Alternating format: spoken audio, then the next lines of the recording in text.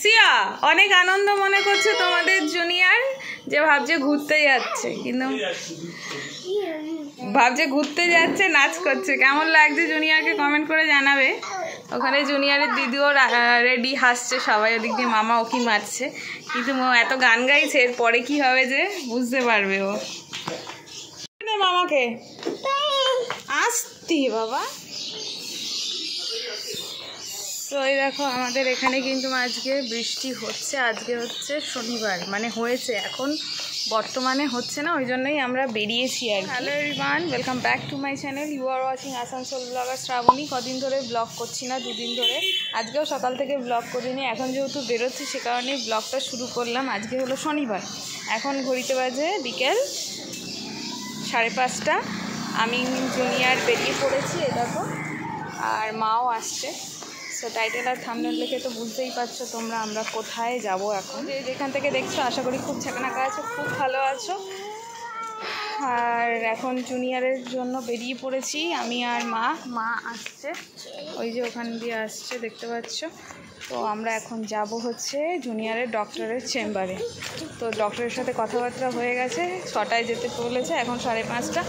আমরা 5:30টায় বেরিয়ে পড়েছি। এখন টুকুর করে যেতে যেতেই সময় অনেকটা লেগে যাবে। আর আমার ইঞ্জিনের অয়েল খুব ডাউন বলতে আমার নাভির ব্যথাটা খুব হচ্ছে প্রচণ্ড। কিন্তু 22শে জুন ছিল, 22শে জুনই ছিল জুনিয়রের ভ্যাকসিনেশনের ডেট।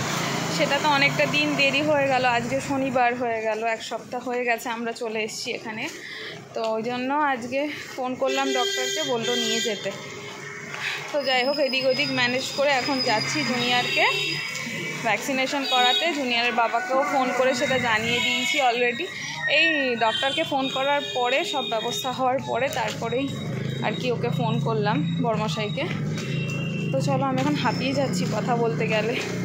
তো চলো, যতটা সম্ভব আজকে তোমাদের সাথে আমি শেয়ার করছি, সঙ্গে থাকো। ওই দেখো স্কুটি ধরছে, জল পড়েছে তার মধ্যে।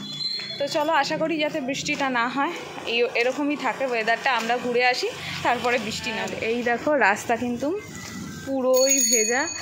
আর মা, এটা কী গাছ গো এই লালটা? মন্দির আমাদের এখানকার, এটা হচ্ছে শ্রীকৃষ্ণ চৈতন্য মন্দির। আর সবই রিস্কা তো দেখছি আমাদের এখানে, স্পেশাল রিস্কা।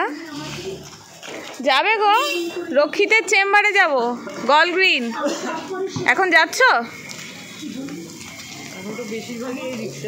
এখন তো সবাই তোমরা এরকম হয়ে গেছো। আগে এই রিক্সাগুলো যাচ্ছিল না, গাড়ি মানে ডক্টরের ওখানে অবধি। যাবে তো?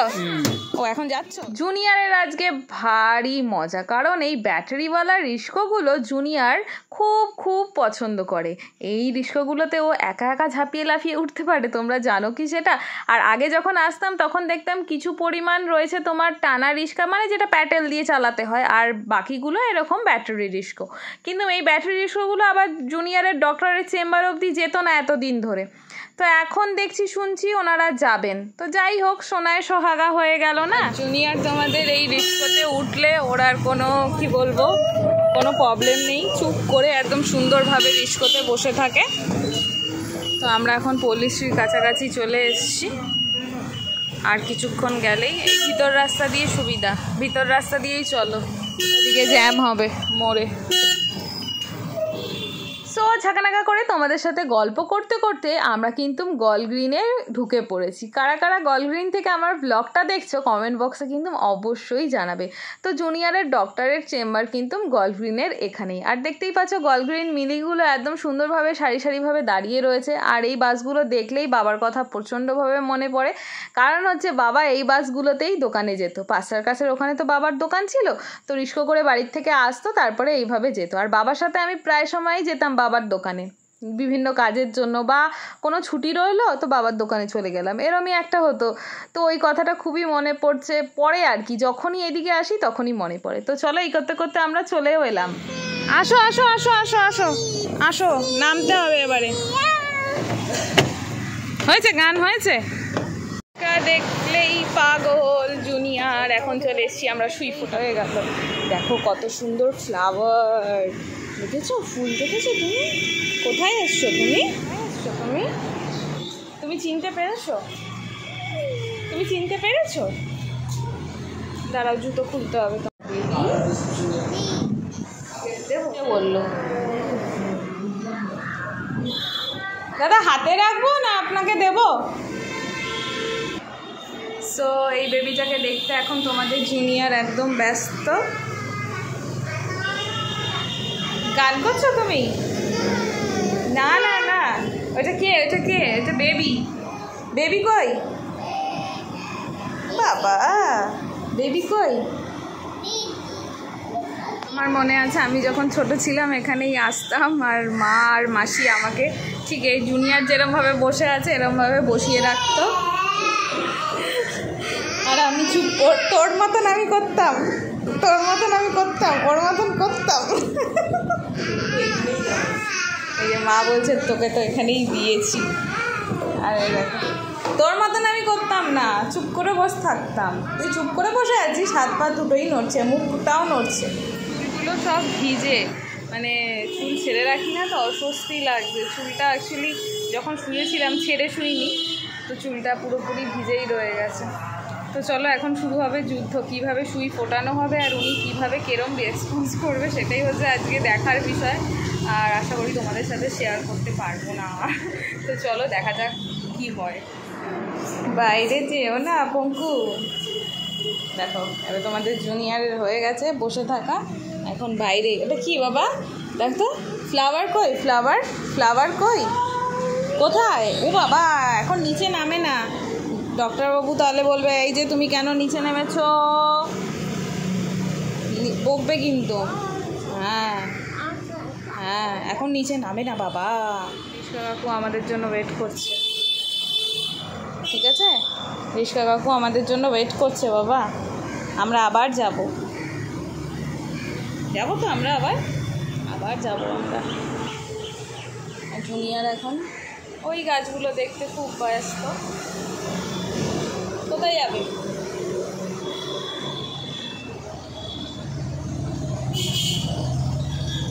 কত গাড়ি যাচ্ছে, তুমি কি দেখতে পাচ্ছ? এখান থেকে এত উঁচু থেকে দেখতে তো পাচ্ছ না। বাস যাচ্ছে, গলগ্রিন।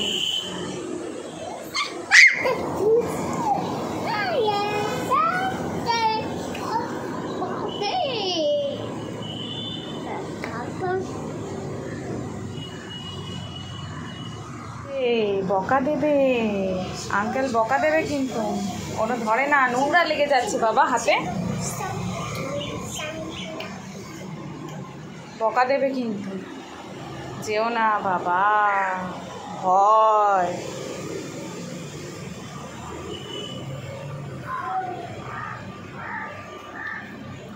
বারবার জানো জুনিয়র ওই কাজটাকে বাড়ি মারছে, একটুকু কথা শুনছে না। ও এখন চাইছে ওকে নিয়ে। আচ্ছা ঘুরবি তুই?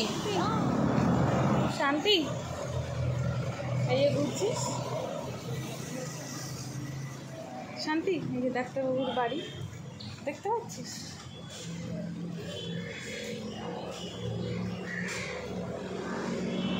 কি আছে? হ্যাঁ ABCD। জুনিয়র এখন এই ছাতার মধ্যে ABCD খুঁজে পেয়েছে, বুঝতে পারছো? ক্যামেরাটা আমার সবসময় খোলা থাকে না, এই কারণে আমি সুন্দর সুন্দর মুহূর্তগুলো তোমাদের সাথে শেয়ার করে উঠতে পারি না। হ্যাঁ কোথায়? কোথায়? এখানে আছে কোথায়? আছে এখানে? কি আছে?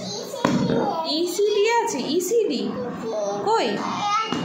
দুষ্টুমি করে না বাবা,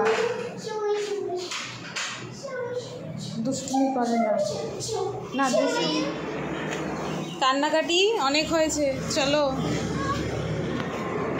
বলছে কাউকে দেখে কি কেউ আসলে সেটা বুঝতে পারে, ওই যে মা বাবা এখনও ডাকে না।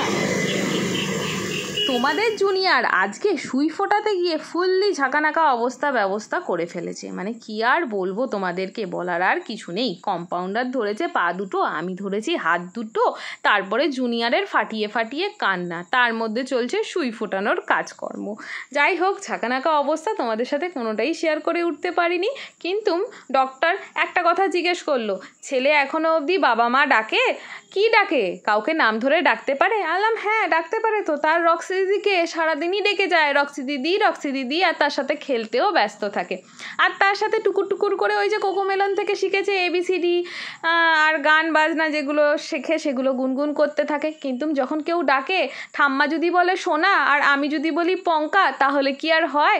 ছোটোবেলার থেকে যেই নামটা ওর কানে ঢুকে আসছে পঙ্কা পঙ্কা পঙ্কা, ওকে পঙ্কাটাই ডাকতে হবে। অথবা ওর স্কুলের যেই নামটা আমরা দেব, ওকে কিন্তু নির্ধারণভাবে মানে নির্দিষ্টভাবে ওই দেবায়ন বলেই ওকে ডাকতে হবে। বাড়ির সবকটা মেম্বার যাতে দেবায়নই ডাকে, এই হয়েছে ব্যাপার স্যাপার। এবং আমার বাড়িতে মেম্বার হচ্ছে অনেক কম, মানে ঠাম্মি, বাবা আর মা। আমাদের বাড়িতে মানে জুনিয়রের বাড়িতে তো এই কজন আর রক্সি দিদি, এই কজনে কিন্তু কাজ হবে না। ওই জন্য ডক্টরবাবু বলেছে যে জুনিয়রকে এবারে প্লে স্কুলে দিতে হবে। তাহলে কি অনেক ছোট ছোট বন্ধু বান্ধব হবে, তাদের সাথে থাকতে থাকতে জুনিয়র কিন্তু টকর টকর করে এই যে অস্পষ্ট কথাগুলো একদম স্পষ্ট হয়ে যাবে। আর তার সাথে আমাকে একটা কাজ করতে হবে, রোজ বিকালে জুনিয়রকে পার্কে ঘোরাতে নিয়ে যেতে হবে। আর আমাদের ওখানে বাপু পার্ক কোথায়? পার্ক তো নেই, মন্দির আছে, আমি একটু মন্দিরে নিয়ে যেতে পারি। আর জুনিয়রের বাবা যদি বাড়িতে থাকে তাহলে আসানসোলের দিকে ভিতরে যদি মানে বাইরের দিকে যদি পার্ক থাকে সেখানে জুনিয়রের বাবা নিয়ে যেতে পারবে। তো এই হচ্ছে আজকে আমাদের ব্যবস্থা। ডাক্তারবাবু বলে দিয়েছে ছেলেকে প্লে স্কুলে ভর্তি করতে। জানি না এরপরে জুনিয়রের বাবা কি করবে, বা আমিও বা কি করব, কি জানি কি হয়, দেখা যাক। জুনিয়র দেখো নিজের ওষুধ নিতে এসছে আর ভিতরেই ঢুকে পড়েছে, দেখো আবার নাচ করছে। কি ওষুধ লাগবে বলেছিস? কি রে বাবা? নো, এইদিকে চলে আসো। না একদম না বল, যাবো না। আইগো লেগে যাও, সবসময় ওরকম হচ্ছে ঘরেও। ওয়াও ভালো লেগেছে তোমার? A to Z সিরাপটা আছে, এই যে জুনিয়রের জেল আর জুনিয়রের ওষুধ নিয়ে চলে এসেছি। আর ওই যে জুনিয়রের ব্রাশ, ওই দেখো ব্রাশ নিয়ে হাতে নিয়ে ঘুরছে। ঠিক আছে, আমাদের ব্রাশ দেখে ব্রাশ করে। এটা খোলে না বাবা, হাতে চিপা খেয়ে যাবে। দেখি দাও। হ্যাঁ ব্রাশ, কোথায় ব্রাশ করতে হয় তুমি জানো? আর ঝাঁকানাকা করে আজকাল জুনিয়রের না প্রচণ্ড জেদ হয়ে গেছে। আর এই প্লে স্কুলে ভর্তি করার ব্যাপারটা তোমাদের কি মতামত আমাকে কিন্তু অবশ্যই তোমরা কমেন্ট বক্সে জানিও। হ্যাঁ ব্রাশ, ও ওরম করতে হয়। ও মাম্মাম করে নাকি? কে করে ওরকম?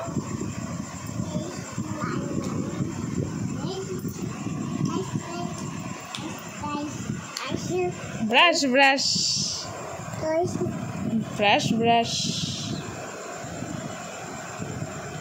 চলো ওষুধ, তারপরে খাওয়া দাওয়া করে ওষুধ খেতে হবে। দেখুন এভরিওয়ান, জুনিয়রের খাওয়ার অবস্থা। ওই দেখুন ওই দেখুন, ফেলবে না, খাও। টিভি বন্ধ হয়ে গেছে কারণ ও দুষ্টুমি করছে, মুখ দিয়ে খালি ভাত ফেলে দিচ্ছে। দেখাবো না, কাউকে বলবো না, খেতে পারবে না। অ্যাকচুয়ালি কি হয়েছে বলো তো, জুনিয়রের এখন আর খাওয়ার ইচ্ছে নেই কারণ ব্যথা করছে। আসো নামো, আসো। ব্যথা হচ্ছে, হাঁটতে পারছে না জুনিয়র, ব্যথা হচ্ছে, বুঝেছো তোমরা? তো এখন একটু কোরোসিন খাওয়াতে হবে, আবার A to Z সিরাপ দিয়েছে, ওটাও খাওয়াতে হবে। ডাক্তারবাবু বলেই দিয়েছে একটা পায়ে আসতে পারে, মানে টাইফয়েড আর তো এই দেখো পা রাখতে পারছে না, বেশ আরম্ভ হয়ে গেছে ব্যথা। দেখুন গাইজ, এই যে ওষুধপত্র আমাদের খাওয়া কমপ্লিট। জুনিয়রকে কোরোসিন খাওয়ালাম, আর খাওয়ানোর পরে উনি শুয়েই আছে। উনি পা নিয়ে আর উঠতে পারছেন না, দৌড়াতেও পারছেন না। এটাই আজকে দুঃখের খবর।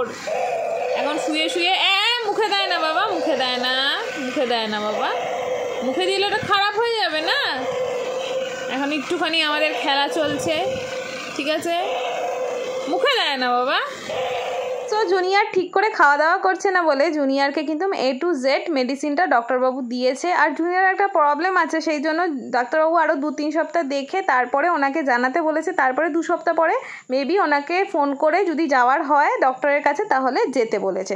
আর স্কুলের ব্যাপারটায় কিন্তু উনি একটু জোরই দিতে বলেছে। স্কুলে বলতে কিন্তু তোমরা ভেবো না একদম হাই স্কুলে ছেলেকে ভর্তি করে দিচ্ছি, একদম প্লে স্কুলে, যেখানে শুধু খেলাধুলাই হবে, কোনো পড়াশোনা হবে না, এরম একটা জায়গায় জুনিয়রকে ইনভলভ করতে বলেছে ডক্টরবাবু। তাহলে কি বলতো, এই একাকিত্ব ভাবটা কাটবে, মা বাবা ছাড়া আরও 5 জনকে ও দেখতে পারবে, কথাটা একটু তাড়াতাড়ি বলতে পারবে। তো যাই হোক, এখন চলো রাতের ডিনারটা করে নিই এবং আমি কোমরে জোর নিয়ে নিই, কারণ হচ্ছে সারা রাত যে জুনিয়রকে আমাকে টেক কেয়ার করতে হবে। তো এখন এই স্কুলে ভর্তি করানোর ব্যাপারটা পুরোপুরি জুনিয়রের বাবা এবং আমাদের দুজনকে দায়িত্ব ভালো মতন করে নিয়ে ব্যাপারটাকে সলভ আউট করতে হবে। তো চলো টাটা, নেক্সট ভিডিওতে আবার আসছি।